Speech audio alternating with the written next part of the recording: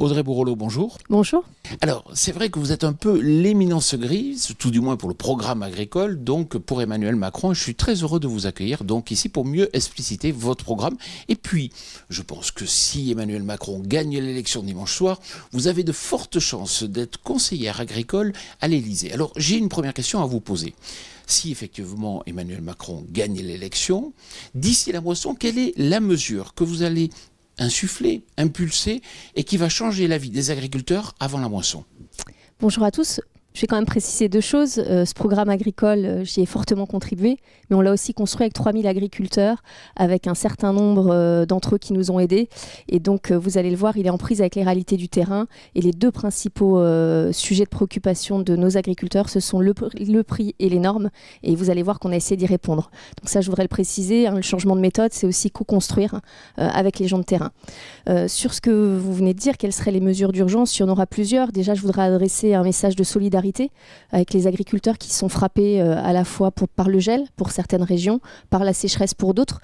Donc quand on parle de mesures d'accompagnement et de priorité, il faudra qu'on travaille ensemble, si on a la chance effectivement dimanche d'être élu, sur des mesures d'accompagnement, de crise par rapport à ces aléas climatiques, mais aussi avoir la capacité à se projeter. Donc la négociation d'une assurance climatique devient essentielle et urgente pour nos agriculteurs. Donc ça, c'est quelque chose sur lequel on peut travailler assez vite. Les négociations à mi-parcours de la PAC vont nous permettre de le faire. Il y a des dispositifs qu'on doit complètement rénover, la dépréciation pour aléas, qui doit pouvoir permettre, notamment dans les montants, dans les modalités de sortie, d'être mieux organisés, parce qu'on n'a pas su aussi anticiper ces outils de gestion des risques. Et on le voit aujourd'hui, on arrive à des situations d'urgence, de détresse d'agriculteurs qui sont frappés pour la 2e, 3e, 4e année parfois par des aléas climatiques. Et ça, c'est ce qu'on fera dès le début. Et puis aussi, je crois que Emmanuel Macron l'a dit à plusieurs reprises, dès l'été, il veut lancer les États généraux de l'alimentation.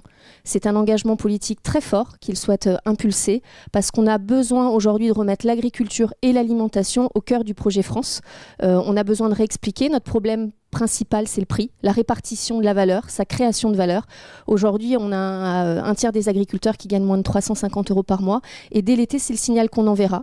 Alors, qu'est-ce que c'est les États généraux de l'alimentation? C'est mettre l'ensemble des acteurs. Quand je dis l'ensemble des acteurs, c'est les agriculteurs, les transformateurs, la grande distribution, mais aussi les consommateurs qui sont plus exigeants, qui veulent consommer différemment. Mais il faut rappeler que l'alimentation, elle a un coût. Le prix des produits agricoles, il n'a pas bougé depuis plus de 30 ans. Mais aujourd'hui, on a un problème de répartition de valeur. Il faut que la grande distribution répartisse mieux la valeur au profit de nos agriculteurs. Et c'est le chantier qu'on mettra en place via la contractualisation, via la rénovation du droit de la concurrence au niveau européen pour permettre de faire cette contractualisation filière. Oui, mais vous parlez des états généraux de l'alimentation, mais vous savez que tous les gouvernements ont essayé de mettre autour de la table à la fois les producteurs, les distributeurs. Ça n'a jamais marché. Pourquoi vous allez y arriver? Parce qu'on change de méthode, on change aussi les hommes, vous savez, donc c'est aussi important. Et pourquoi on veut faire ça? On aurait pu réouvrir, comme ça nous l'a été demandé, commencer par la réouverture de la loi de modernisation de l'économie. Nous, on pense aujourd'hui qu'on peut travailler différemment et qu'on peut être coercitif. Ça n'a jamais été fait, un président qui s'engage pour l'agriculture et l'alimentation. On va mettre tout le monde autour de la table. On a aujourd'hui déjà des rendez-vous avec des enseignes qui se disent prêtes à jouer le jeu. Il y en a qui ont commencé quand on prend l'initiative éleveurs et engagés. Aujourd'hui, il y a une enseigne qui s'est engagée pour dire en face d'un certain cahier des charges, je vais mieux valoriser la viande française pour nos éleveurs bovins qui en ont bien besoin, parce qu'aujourd'hui on a une situation critique sur l'élevage. On voit qu'on peut y arriver, mais quand vous mettez tout le monde autour de la table et que vous allez commencer à dire il y a telle enseigne qui n'a pas envie, c'est souvent plus efficace qu'une loi, et ça n'a jamais été tenté. Et Emmanuel Macron l'a dit, si certains ne jouent pas le jeu, il suspendra la LME, et on doit vraiment arriver à repartir des coûts de production et à remonter le prix dans ce sens-là, parce qu'autrement, on le voit bien, on marche sur la tête. J'étais encore en Mayenne il y a quelques semaines avec Emmanuel Macron. On a vu des jeunes agriculteurs qui sont dans le lait, et aujourd'hui, quand on voit le prix du lait, ils ne couvrent pas leurs coûts de production. Donc à un moment donné, ce n'est pas des situations tenables. Je crois qu'aujourd'hui, l'impulsion politique est souvent plus efficace qu'une loi, et c'est vraiment le signal qu'on souhaite donner, et on le doit bien à nos agriculteurs. Mais vous le savez, c'est aussi un problème de charge. Le prix d'un tracteur a été multiplié par 2. En 20 ans aujourd'hui, l'agriculture française a du mal à couvrir les charges. Qu'est-ce que vous allez faire là-dessus ? Aujourd'hui, déjà, il faudrait qu'ils puissent gagner leur vie pour couvrir leurs charges. Donc la priorité, c'est le prix. Ça, c'est très, très important. Aujourd'hui, on a aussi un plan d'investissement pour accompagner les agriculteurs. Je vous l'ai dit tout à l'heure, on n'a aussi pas permis dans des dispositifs comme la dépréciation pour aléa, de leur permettre de mettre de côté, ce qui fait qu'il y a eu un peu une course de temps en temps au surinvestissement. Donc aujourd'hui, c'est par ces dispositifs, on va leur permettre de mettre de l'épargne de côté, de pouvoir la ressortir dans des situations plus difficiles. Donc c'est aussi d'en faire des gestionnaires d'entreprise. La vision d'Emmanuel Macron, c'est que l'agriculteur est un chef d'entreprise. À ce titre-là, les mesures sur la baisse des charges, sur tout ce qui consiste à libérer le travail, sur les normes aussi, sera mis en place. Aujourd'hui, la préoccupation première de nos agriculteurs, en dehors des sujets du prix dont j'ai parlé, c'est le poids des normes. Aujourd'hui, il faut qu'on arrête de vouloir toujours surtransposer certaines choses. Il faut simplifier. Donc, il y aura aussi un projet de simplification qui sera mis en œuvre pour alléger le quotidien de nos agriculteurs. Je tiens à dire aussi, et on a aussi, je crois, un mea culpa à faire, je suis sur le terrain en permanence, il y a certaines aides qui n'ont pas été versées depuis 2 ans. Les MAEC dans certains territoires n'ont pas été versées, des aides de la PAC où on est en retard. Donc je crois qu'aussi, avant de promettre d'aller décrocher la Lune, il faut aussi tenir ses engagements. Et nous, c'est le projet qu'on porte, un projet d'efficacité, de justice et réaliste. Vous le savez, concrètement, aujourd'hui, il y a un problème avec l'administration. Si effectivement les aides n'ont pas été versées, c'est parce que simplement dans la pyramide de l'administration, ça ne fonctionne pas. Aujourd'hui, dans une des mesures qui a été mise en avant par Emmanuel Macron pour l'agriculture, mais aussi pour l'ensemble des secteurs, et qui sera portée aussi dès le début du quinquennat, c'est le droit à l'erreur. C'est un vrai changement de philosophie. Ça veut dire qu'on souhaite une administration qui conseille plus qu'elle ne sanctionne. Ça va être un projet très ambitieux, très ambitieux. Il va falloir qu'on accompagne ce changement de mentalité. C'est le signal que souhaite aussi envoyer Emmanuel Macron. Aujourd'hui, c'est un changement de mentalité. Il a dit un gouvernement resserré, objectivé. On rentre dans des méthodes d'entreprise aussi dans le système de management. Et c'est très important. Aujourd'hui, c'est insupportable effectivement d'avoir 3-4 contrôles sur une exploitation et en même temps de ne pas avoir eu ces aides. Moi, j'entends la colère de certains agriculteurs par rapport à ça. Mais il faut aussi qu'on soit respectueux de nos engagements et qu'on arrive à simplifier tout ce poids des normes. Alors justement, soyons précis, le droit à l'erreur, ça signifie quoi? Par exemple, j'ai fait une mauvaise déclaration PAC, une fois, j'ai droit à l'erreur? C'est ça, ça veut dire que le premier contrôle que vous pouvez avoir, s'il y a quelque chose qui ne va pas, au lieu tout de suite de vous mettre le carton rouge, on va vous aider à vous accompagner, on va vous conseiller. Quelquefois, on le voit lors des contrôles, c'est pas l'envie de mal faire des agriculteurs, c'est que voilà, ils n'ont pas forcément compris ce qu'on leur demandait. Il y a des choses qui sont complexes, il y en a d'autres où ils ont pu faire un oubli, ça peut arriver quand vous êtes sur votre exploitation. C'est de dire, là je vous conseille, je ne vous mets pas tout de suite le carton rouge et on vous laisse le moyen de corriger ce qui doit l'être. Alors vous savez que dans les programmes, on voit souvent la petite exploitation mise en avant, les circuits courts, tout ça c'est très bien. Supposons que je sois céréalier dans la Marne, j'ai 300 hectares. Est-ce qu'aujourd'hui je fais partie des entreprises qui comptent pour vous ? Alors nous, on a été très clairs sur ce sujet-là parce qu'on sait que le monde agricole est souvent dans l'opposition de modèles. Nous, aujourd'hui, l'agriculteur, c'est un chef d'entreprise. À ce titre-là, on est pour la coexistence des modèles. Donc oui, il y a de la place pour des entreprises de taille assez conséquente qui vont être tournées vers l'export. Oui, il y a de la place en France pour des entreprises de taille moyenne. Il y a de la place pour les circuits de proximité. Il y a de la place pour la bio. Le plan de transformation agricole qu'on souhaite porter, il sera ouvert à tous ces types d'exploitations. Pourquoi ? Parce qu'on en a besoin de l'ensemble de ces exploitations et puis aussi elles n'ont pas les mêmes besoins.